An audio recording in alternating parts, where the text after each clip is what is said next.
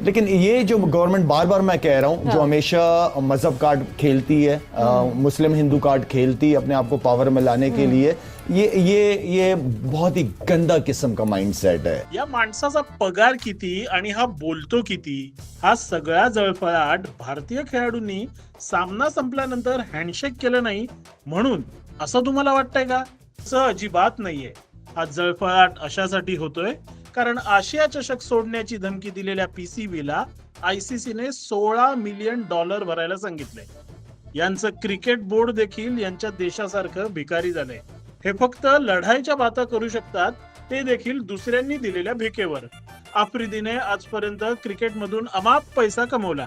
जर देशाची इज्जत इतकीच प्यारी होती तर द्यायचे होते पैसे, पण देणार कुठून? तो देखील देशासारखा भिकारीच ना. यांचा अजेंडा एकच, आपला देश सोडायचा आणि मिळेल त्या वैध अवैध मार्गाने दुसऱ्या देशात जाऊन राहायचं.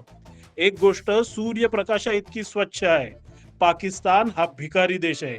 ही लोक फक्त खोड्याच काढू शकतात, आपली बरोबरी कधीच करू शकत नाहीत. त्यामुळे पाकड्यांनो, असेच जळत राहा, आम्ही अशीच प्रगती करत राहू.